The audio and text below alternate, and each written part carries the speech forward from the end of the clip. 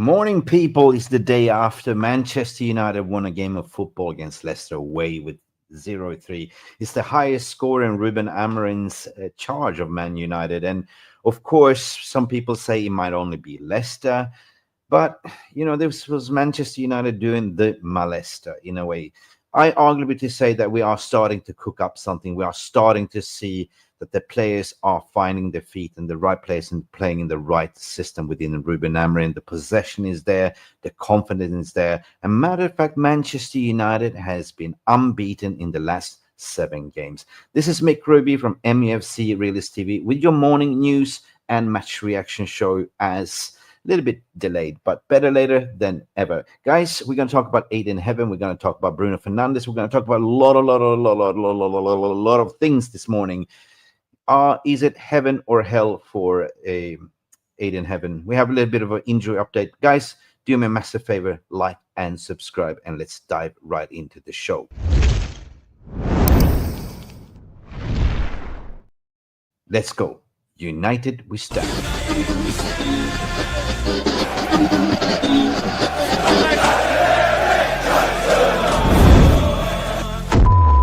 Let's go.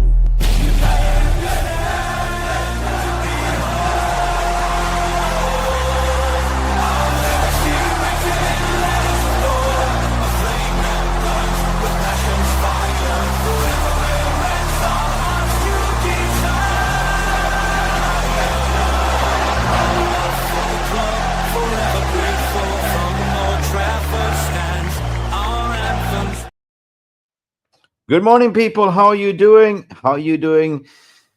Mr. Magnifico. We're talking about Bruno Fernandes and Roy Keane.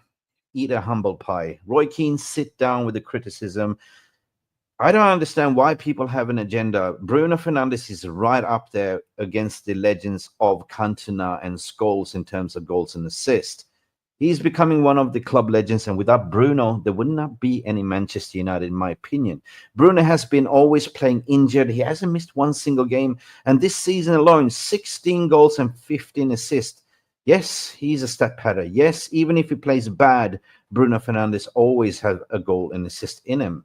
I don't understand why people are going in on Bruno, but I would say that hats off to Bruno Fernandes. What a week of football he had with a hat-trick in Real Sociedad, and yesterday 2 assists and 1 beautiful striking goal. How you all doing? How you all doing this morning, guys?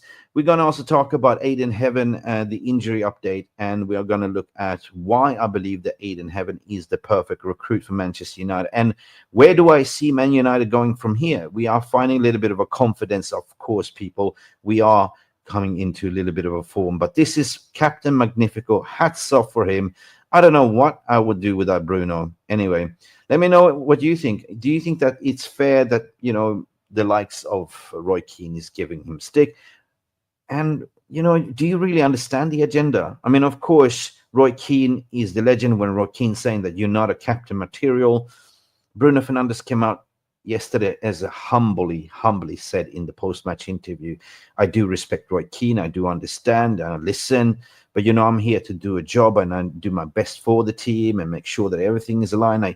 He's starting to become a real leader. You can see how he's embracing the youngsters, how he's talking to people, how he's playing much, much better under Ruben Amorim, more disciplined, no more Hollywood passes, playing from the deep. And then we can see in the second half how Ruben Amorim switched him more as an attacking midfielder when he scored that beautiful goal. That goal was absolutely technical gifted.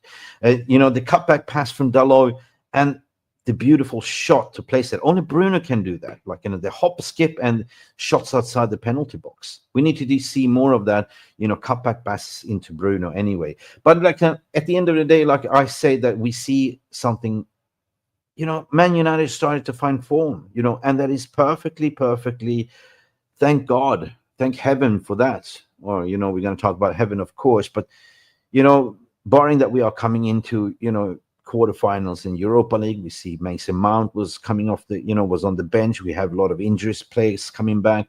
Kobe Mainoo, potentially we also seen news that, Amass Debut is coming back into training.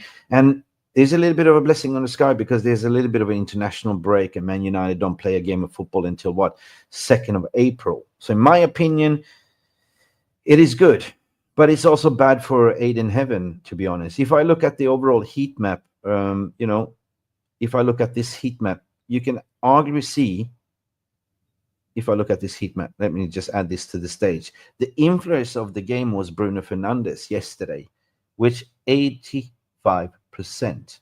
Heaven wasn't that far off in the first half. Heaven was on 82% of the influence. And I say that it's not bad. It's not really bad for a youngster, an 18-year-old to come in, and we can see the confidence. We can see that Ayden Heaven is a baller. But also we saw that in the second half, he was carried out on a stretcher. And I felt really like, this doesn't look good. And a matter of fact that the Sky didn't show the replay sort of amplify that this must have been something serious. But we do have some injury updates, and I've been looking at the pictures, and it's clear and obvious it's not an ACL, it's not a knee, it is an ankle injury. We can see how his foot was rolling, and Patson Daka was actually pushing me as well. So it is a strain, according to what I've been hearing, and Ayden Heaven might be out for 3 to 6 weeks. Also was reported from, Laurie Whitwell and everyone else that was at the stadium that saw him walking out the stadium, walking in a protective boot, just walking normally. So hopefully it's not that bad, because we have a gem. We have a gem, people. We do have a gem. Listen, at the end of the day, this is unbelievable. Bruno Fernandes, 16 goals, 15 assists this season alone, right? And I'm really proud of Bruno. This all we can see. But Ayden Heaven, what a baller! He's fast. The recovery. How many blocks did he do? How many, runs, recoveries, the progressive passes moving forward? Yes, he's still raw, but in overarching, looking at the overall squad, Lindelof was the only one odd out. That really, Lindelof is going to be gone in the summer. But now we have options like we can play. Leny, Yoro, either on left or the right center back. Matthijs de Ligt, the unsung hero, by the way, he's been sublime for the past 7 games, but doesn't really get a lot of criticism. Matthijs de Ligt is really, really good, right? So the way we can move forward, hopefully Ayden Heaven is okay, but he was never meant to play, every single game. He's just becoming good. So if it's an ankle injury, let him rest. 6 weeks is fine. We can do without him. And hopefully, the likes of Leny, Yoro is coming back. But if you look at the options that we have, I know Luke Shaw, we shouldn't count him in.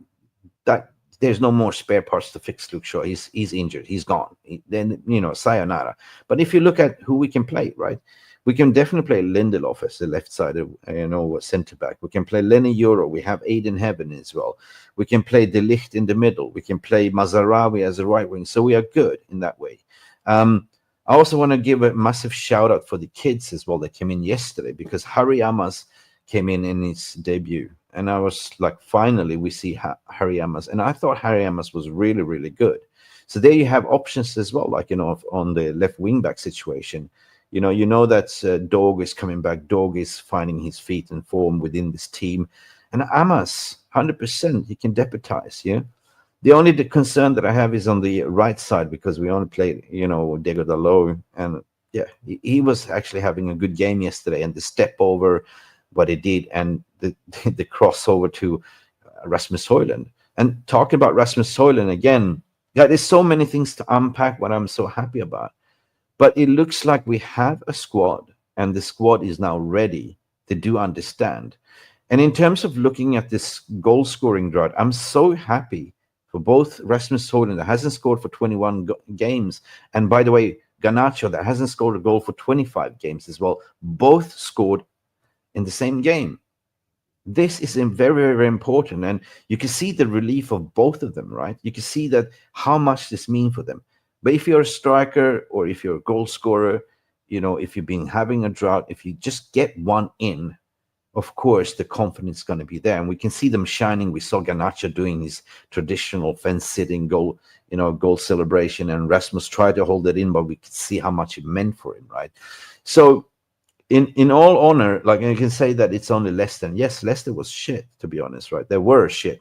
So it was a good day for Man United to actually throw in some youngsters in the squad. It's good that we can actually starting to see some patterns of play emerge and how we can play out from the back. And of course, in the first half, in my opinion, it was a little bit sloppy, like, in terms of, we did have ball possession, but the passes wasn't really clear, like it wasn't really crisp. But second half, for me, it was perfect. A clean sheet at the end of the day. We move on, But in the likes of Toby Collier, you can see what a specimen he is. He's going to be better and better. Harry Amass. We even saw Chidobe Martin getting minutes. The future is bright for me. And this is also an overarching reflection of, you can go in the summer transfer window and can say, like, well, how much do we really need to recruit? We definitely need to recruit a midfielder, potentially a centre-backs, because Lindelof is leaving, so you need to replace.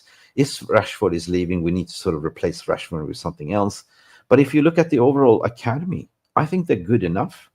I think it's good enough. So potentially Man United would just buy 1 or 2 or 3, maximum 3 players in the summer. But let me know what you think. Like, I'm gutted for Ayden Heaven. It must be so guttering. Like, you just getting your debut, you start finding your confidence, your form, and then you get this nasty injury. But hopefully what I've been hearing is just an ankle injury. So it might be 3 to 6 weeks, and the first 2 weeks don't put any pressure on the foot. So in the meantime, we are lucky because it's an international break. I hate international football, and we are back playing football again on the 3rd or 2nd of April. So there's plenty of time to rest and recover. I think it's about 2 to 3 weeks away from now. But I'm so happy for Højlund. I'm so happy for Xerxes. Xerxes is becoming good. The whole team is looking good, and also Mason Mount is back in training. So this looks good for Man United moving forward. I know if you look at the Premier League, we have tough fixtures: Nottingham Forest, City, XYZ, Newcastle as well. And by the way, congratulations, Newcastle. They won a trophy for the first time in 70 years. You can see how much that meant to them. And I'm really proud of Newcastle for doing that as a sort of a neutral fan. Like, you can see how much it meant for the fans and for the players and for Eddie Howe and everyone for lifting that miniature trophy. But it's a silverware. It's silverware. And, imagine if Man United go all the way in the Europa League, considering that we are now sitting 13th in the league. We're actually above Spurs and Everton and West Ham. And, hey, we're climbing the ladder. And we can potentially finish 11th, 10th. Who knows? But I'm not going to get it because Premier League is over. I think we should just utilize this remaining of the Premier Leagues just to experiment, to give the youth a chance and everything else, and go all in and focus on the Europa League. Of course, we're playing Lille. I think it's in the when are we playing Lille, by the way? Let me just check when we are playing Lille. Let me see. I thought I looked it up, actually. Yes, we no, Lyon, April 11th. So plenty of time. And yeah, we might have lots of players coming back. Kobe Mainoo, as mentioned, potentially Amass Debut. Mason Mount will be featuring. So I'm not worried at all. I'm not worried at all. For me, it's all about Europa League at this moment. But yeah, I mean, let's go back to Ayden Heaven again. Man of the match performance, in my opinion, in the first half. Of course, Bruno Fernandes took over. Captain Bruno, so important for this team. If you think about it, he came in that January and played every single minute. Yeah, he's never injured, always available for the team, always, puts his heart on his sleeves and just gives all for the team. So if Bruno has a shit game, the whole team is shit. So this is very important. I'm so proud of Captain Bruno. He's right up there with Cantona now, and also with Scholes in terms of goals and assists. So I don't really want to hear that agenda, bury that agenda, and let me know what you think. But anyway, what's to say? Man United won a game of football, unbeaten for the past 7 games. I'm just happy, At the end of the day, it is what it is, and we can only get better from now. We've seen that the form is starting to shape, and that's all we want to see. Good football. And I believe that Ruben Amorim will be successful at the end of the day. Guys, let me know what you think. This has been my match reaction / little bit news update. short and sweet. I am in Vietnam at the moment, hence my delay, because it was very late in the morning. I think the game finished at 5 o'clock and I was just dozing off after. But euphoric as I am, let me know, how do you feel to be a Man United supporter this Monday? It's been Mick Ruby from MUFC RealistTV, having my say, having a morning brew, and hopefully you make your better day at the end of the day. Guys, like and subscribe, and we should see you to the next one. Glory, glory, Man United. I'm out of here. Peace. Thank you so much for stopping by and watching MUFC Realist TV. Don't forget to like and subscribe and follow us on the socials.